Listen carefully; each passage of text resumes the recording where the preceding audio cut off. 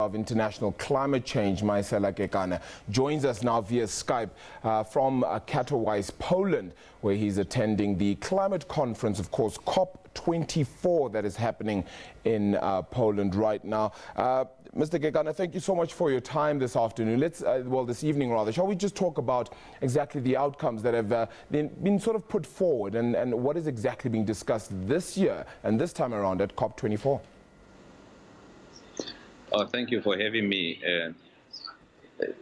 We started the discussions in the last 2 days, and what we are expecting to conclude here is some very important package of work which pertains to the implementation guidelines for the Paris Agreement.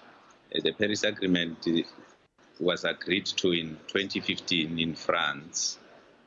But it was just a framework. Now we are finalizing those implementation guidelines for it to fully enter into force by 2020.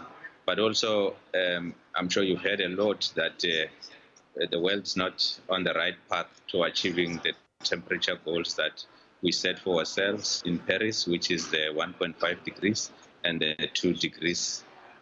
So we are going to have serious discussions on how to close that ambition gap under what we call the Talanoa dialogue. So we are hoping that through those discussions, we can be able to get ourselves on path to meeting those temperature goals, because it's quite serious. If we don't do that, the effects are quite serious. Mr. Kekana, I hope you won't mind. I'm going to play devil's advocate here and say that I have vehemently been trying to follow COP since COP17 in particular. And at that agreement, it seemed that a lot of things had come to the fore, that things were going to be done by the time we get to this stage, and particularly 2020. But it seems that it would feel, from my point of view, that none of it has actually been done, and it's all become more a talk shop about environmental issues than it is one where we actually get things done once we go back to our respective countries. Actually, it's not a talk shop. What the Paris Agreement has done, it has actually managed to mobilize all sectors of the society, from business, labor, and governments, to start taking the issue of climate change seriously. So from our perspective, we think it's not a talk shop. We're seeing a lot of implementation on the ground, particularly in cities, in regions, subnationals, and so forth. So we've managed to build the momentum towards climate action, and we are continuing with that particular momentum. Yeah. There was actually, 2 days ago, the meeting of the heads of states who recommitted their resolve to tackling the issue of climate change. So this momentum needs to be continuously built on, including next year through the United Nations Secretary General's Global Climate Action Summit in September. So we just need to continue pushing ahead. Of course, I agree with you that there's been a gap, and we've seen the rise of emissions in the last 2 years in particular, as pointed out by the UNEP gap report. However, these discussions are precisely to deal with those particular issues in terms of how do we go back to arresting these emissions from getting out of hand. Yeah, so what exactly then have you as a country, as South Africans, then put forward to COP24 to say that these are the issues that we face, and these are the matters that we like to be addressed, not just then from a South African perspective, also from an African perspective too? Well, climate change problem, it's a global challenge. Therefore, we need a global solution. So what we're putting forward as South Africa is that let's try and find a way of increasing international cooperations, such that countries like South Africa and neighboring countries, which still have potential to do more, can be enabled through requisite resources to do particularly that is doing more. We've identified several actions through our policies and measures studies. We've put forward our policy on climate change. What we really need to do now is implementation. Of course, we are doing some implementation, but we need to scale up. Hence, our demands for this COP is that let's increase this international cooperation. Let's put more resources into mitigation as well as adaptation issues. Mr. Kekana, you do note that it is a global issue that does need a global solution. Are you getting participation from all your global counterparts? Of course, including those that have signaled their intent to withdraw from the agreement. We're seeing that they are playing a very active role in coming up with modalities and procedures that will assist us in implementing the agreement going forward. So that is the surprising element of it. So we can safely say that everyone is on board as we speak now. So for now, even the United States is currently on board? Is that what you're saying? Completely. I just finished a meeting where actually the United States took the floor right after me. Of course, we differed on the opinions that we are putting forward, but they are seriously engaged and they are focused on getting an outcome in this session in particular. Yeah. Is the outcome going to be one that they feel needs to be suited for their needs alone, though? Because that becomes the worry with this protectionism view that the United States seems to have garnered in this new tenure of the new president. It would seem that the focus is on ensuring that everything works out best for them. Do you feel that there's a lot of bowing down to American pressure when it comes to how COP24 has been held this year? Absolutely not.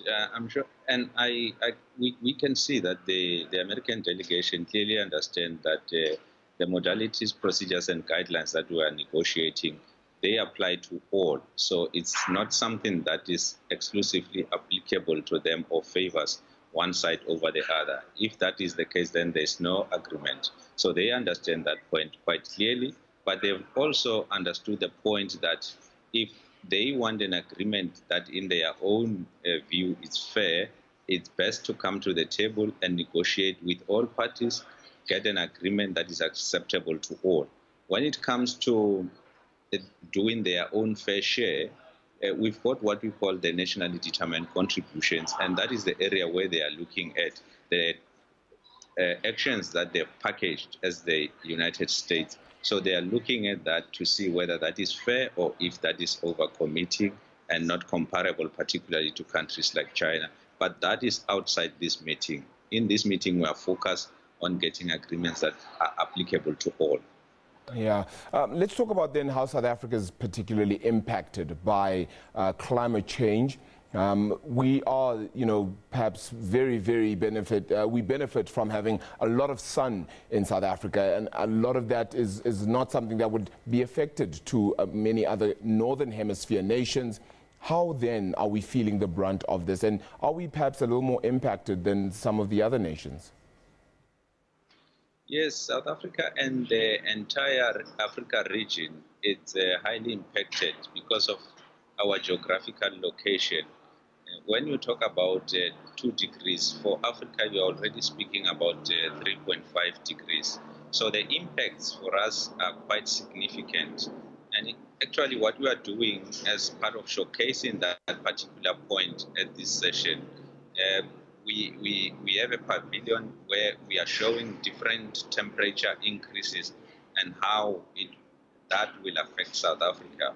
And one of the frightening scenarios is that what the farming that you are doing in the Western Cape with a particular increase in temperatures will not be able to happen. So is the impact on cattle farming and crop farming and fishing and so forth. So the impacts that are yet to come are quite frightening. Hence, we are pushing that we get a global agreement that will assist us in mitigating some of those impacts and adapting to those challenges. How far away are we then from achieving these goals, if it is, whether it is 3.5% or even the 2%? And what is the target exactly with regards to the year in which we want to achieve that drawdown in temperature? Yeah, well, in Paris we agreed on a 2-degree goal, but we also agreed to pursue efforts to achieve 1.5, which is a better safety net for ourselves, particularly in the Africa region. And we commissioned a scientific study to look at the differences in terms of impacts when you have a 1.5 and a 2-degree. And the IPCC, or the Intergovernmental Panel on Climate Change, released that 1.5 study in October. So what we've been doing in this session is to go through that study chapter by chapter.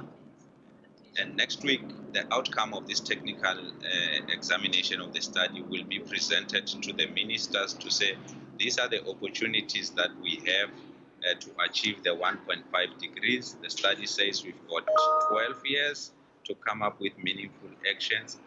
So what can we put on the table such that we achieve those? But if we do not do anything, I'm afraid the study says by 2030, there will be no chance to achieve that particular temperature goal. So we are working very hard to see what we can do by the end of this COP to put us on path. Yeah, very finally then, Mr. Kekana, fundamentally we need to find out as well in terms of money, whether we have the available resources to continue to unpack the goals that are necessary here. How much of funding do you require for this? And perhaps just a final word from yourself as to how you can get this out of South Africans who certainly need to help the cause in bringing out the best out of that environmental change for the country. Of course, getting the means of implementation is a top priority for South Africa and other African countries, and we've put that issue firmly on the table.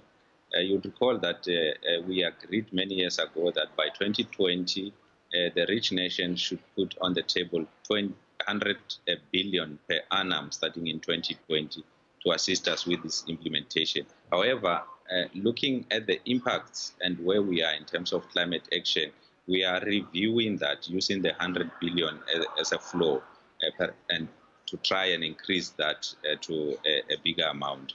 But we need money now.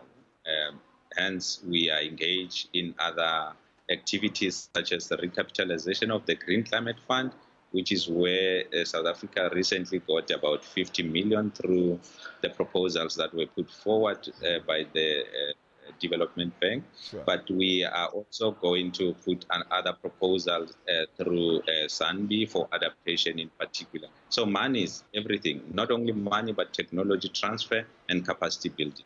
Yeah. Mr. Kekana, really appreciate your time there out at COP24, of course, happening in Katowice, Poland. That was the Department of Environmental Affairs' Chief Director of International Climate Change, Maesela Kekana, joining us live from Poland.